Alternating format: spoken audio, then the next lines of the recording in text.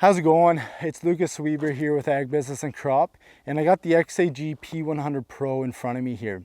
And we're gonna do a full spray drone demo, kind of simulating how, if I were coming to your farm, that I would show you the XAG kind of running through A to Z. So first off, this is an astonishing drone. From its durability to how many acres an hour it can produce and work through is really wild, from its reliability that I've seen and how I've used it. So getting right into it, we'll send it out. So you can see the app just started up here.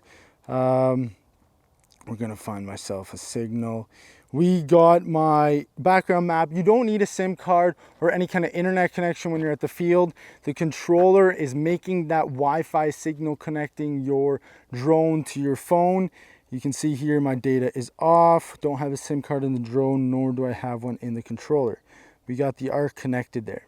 So we're gonna select this field. We're gonna start an operation with our drone, and we're gonna select my 2.5 gallon template. So we're going to be looking at our dosage, and I'm double checking all my parameters. We'll do safety clearance here, 10 meters, and we will get it going, terrain following on. So I'm going to step out of the way and we're going to get this going.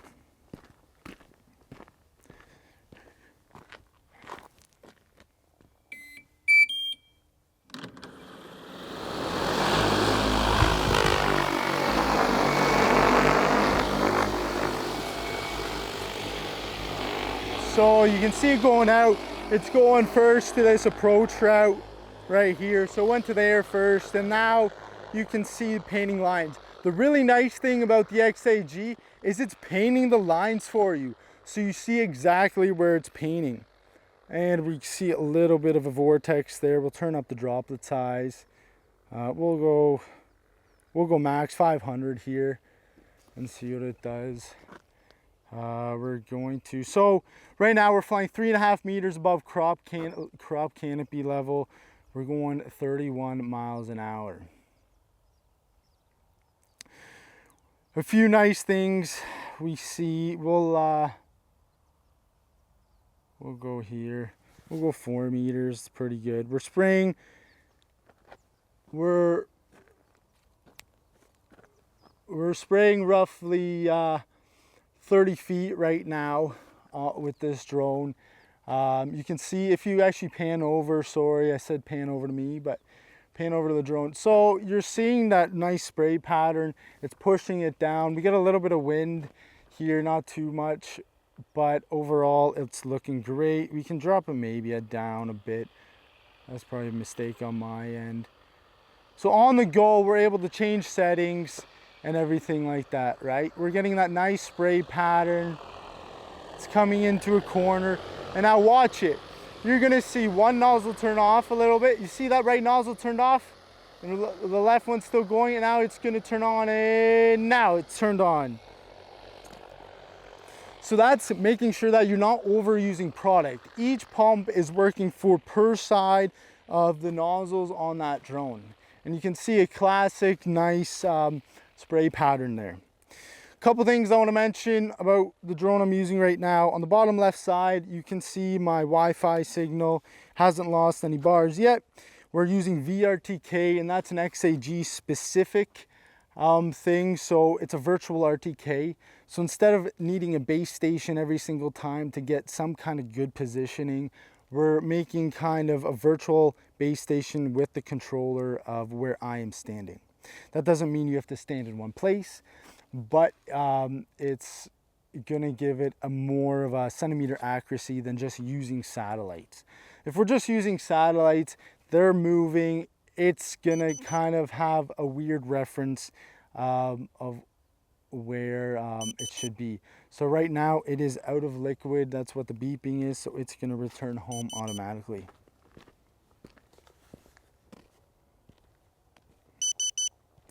So you can see on my screen here, we got the flag.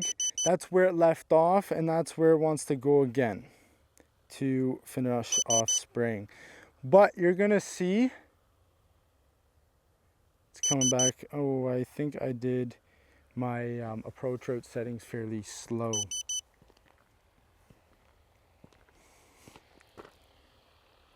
And then we'll kind of go over the drone itself.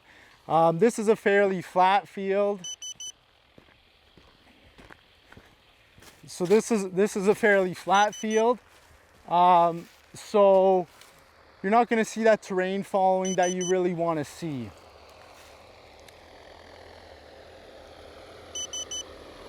We'll let it land and then we'll talk.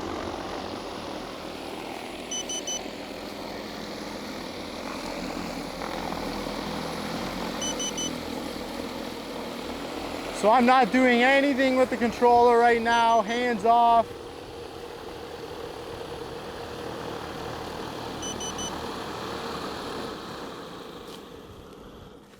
It kind of got confused. Usually it lands with the batteries at the back of it, but you can see how accurate this thing landed.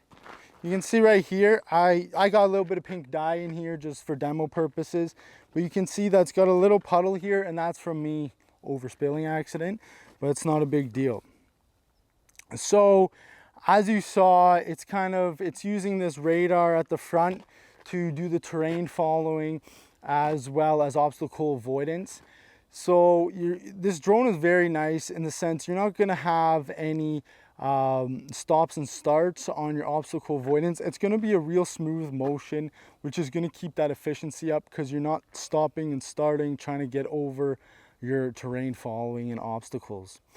A very nice thing about this drone, the XAG P100 Pro series and the XAG products, it adapts the squeeze pumps. So it's able to squeeze through that very high density to low density liquid, and it's going to keep a consistent flow. It's not just going to keep a flow that's kind of guessing where it is. It's got the sensor on top of the tank as well as the squeeze pumps additionally to keep that consistent flow. On the top of the tank, we're not using any mechanicals or anything like that that could break and not be accurate. We're using a sensor. So it's sensing, it's shooting down a signal in the tank and looking how much liquid is left in the tank. It's not a mechanical system that could be tricked. Let's say if something's broken on it and it's weighing down a weight or anything like that. Another key feature that I love about the XAG is the longevity of the product. So you're looking at these blades here, and instead of having it fixed to the motor that's like this, and when you're turning, you saw it kind of tilted. Instead of having this entire motor torqued over and tilting on that bearing, it's able to still spin freely and put less pressure on these bearings on the motor, which is going to make your motors last longer, make you happier, and it's just a better system to have on a drone like this because you're really going to want to put it through harsh conditions. A quick other thing, so we got our nozzles. These are atomizer nozzles, and these are a beautiful system in my mind because it's an open plate. So it's just dropping the liquid down onto that plate, and it's not going to be restricting any material from coming out. So one, you've consistent flow. Two, you're able to do more high density liquids with better results, and it's not going to have an issue all the time with bunging up, right? You're going to have a more reliable system that way. Overall, beautiful system. We're going to look over the controller a little bit. So you can see it did around, I believe, 40 liters there. So we got 65% battery left. I think it was just under 100% there. So a tank. We got the 50-liter tank on here right now. It is upgradable to 60 liters. We got them in the shop. I just haven't yet. As well as you can get 4 nozzles if you wish. That's more for higher volume and higher rates. So the 60-liter tank with the 4 nozzles works amazingly, especially in orchards where you kind of maybe want more volume for more penetration into your canopy. Or if you're doing corn for fungicide, that's another great use for that larger tank and more nozzles. So looking over the app, we see we got their cameras here, front facing, and then top left corner, we got our down facing camera. Down facing is if you're wanting to map the boundary of the field with this drone, use this down facing, and you see those crosshairs kind of in the middle there. It's the same color as the gravel to make all your points for your boundary map. So another thing we can show is we're going to take off again. We're going to go, actually we're going to terminate this mission because it's not going to let us change it. We're going to go, we do not want to resume this mission. That's another great thing about this, I should mention, is you can, if you go out of the mission, you can resume it, but I want to restart this operation and I just want to let it go. And then I can show you guys, if I touch anything on the joystick, it'll stop. So we're gonna go and just do a fly only mission because we don't have any liquid in there. It won't take off if it doesn't have any liquid inside. So just slide it over. Gives you your warning that you're taking off. So now you see it flying again. It's just gonna be flying. It's not gonna turn on any pumps or anything like that. The controller's just telling me it doesn't have any liquid in it. That's fine. And it's now, so it's wanting to start over there. It's not gonna necessarily always start where you think it's gonna start. The drone's smarter than you. It knows, well, I shouldn't say you, maybe a real smart guy, but it's gonna be smarter than me anyhow. It's gonna be flying the most optimal route for how much liquid it has in the tank. Obviously right now it's just kind of flying, doing its own thing. But then if I hit this, it's gonna stop, it's gonna hover, right? And now, okay, great. Now I wanna resume the mission. And now it's gonna go back to its elevation and resume the mission. If I want to hit hover again, we can do it on the phone as well. I just hit it on the phone. We see its elevation, how fast it's going and everything like that. We can point where we want to start. So we can start at that number 2. So if we start at that number 2 and we hit resume operation, okay, it's going to go fly over to that number 2 and start on that row. And now it's going to fly back towards us and finish that run. So you can actually kind of see there the terrain following. Great system. It's nice. You saw it's nice flow. It's a little bit of a dip there we got. And let's bring it home actually. Okay. We're going to go return home. Let's bring it home. And if you want, you can take over at any time with the controllers. Let's see, what else? What else should we go over? Oh, we should talk about batteries as well. That's another one, a very important one.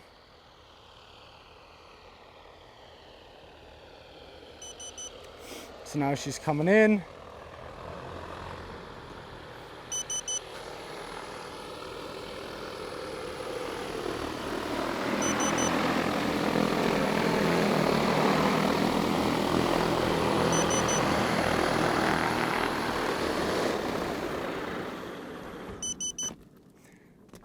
Fantastic. So another thing we want to mention is our batteries. So we got 52% there. So after 2 flights, only 52%. If we take these batteries out, right, then we can fill the liquid. Your hands are free still, right? The nice thing about 2 batteries, and this is a very big bonus, is you have 2 different connection points. So it's gonna heat up those connection points less because it's gonna be taking less draw from each. Another benefit is that we have larger batteries. So this is a total of 40,000 milliamps. So you have huge batteries giving you more power and more ability to be more efficient with increased liquid on the tank. Nice strong blades that aren't gonna break or fail really easily. Just overall well built. And then you can see if I start these batteries back up, watch how fast on my screen it boots up. We'll go 1, 2, 3, 4, 5, 6, 7, 8, 9, 10. 10 seconds. Already got, we see 52%, less than 1 liter, and we can see that we're 0.0 meters away from us.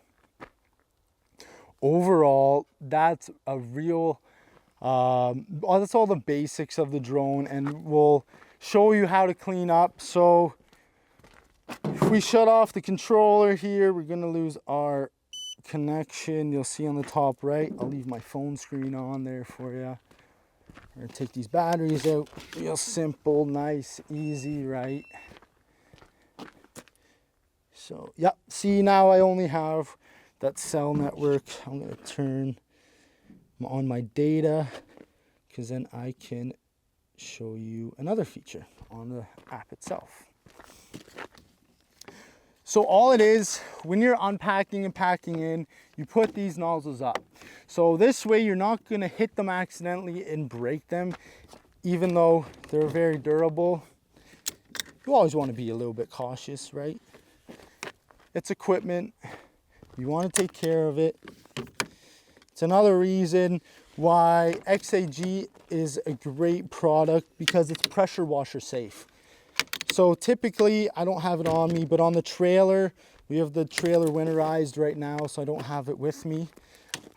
We have a little pressure washer on there, and we pressure wash it after most demos, or for, especially if you're spreading something like AMS, ammonia, or nitrogen. You don't want that sticky stuff to be coating on your drone, so just take the pressure washer, wash it off a little bit. We have the foam piece somewhere, then easy enough.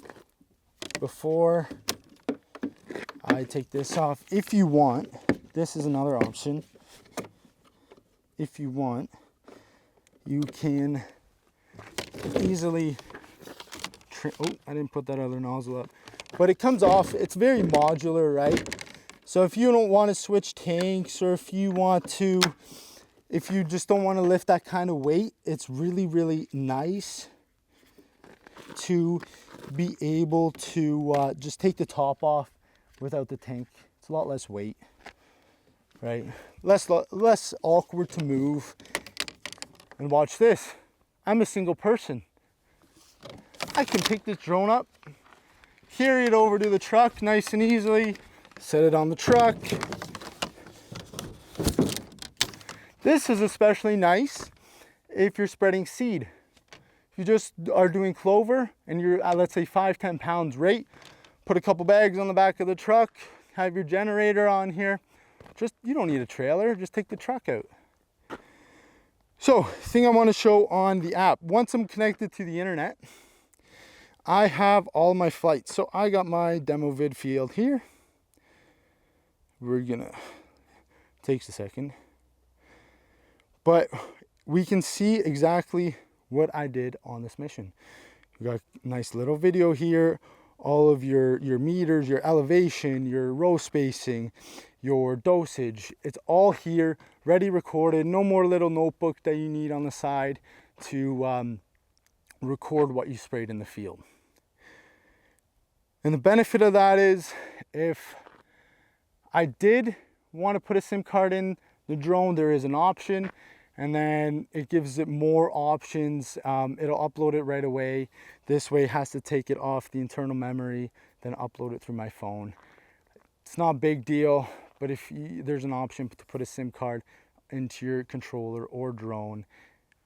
In matter of fact, then if I put a SIM card in the drone, and if I have 4G network on my phone, I don't even need a controller anymore. The phone's my controller. leave the controller at home. Not the safest way to do it. The controller is nice as a backup.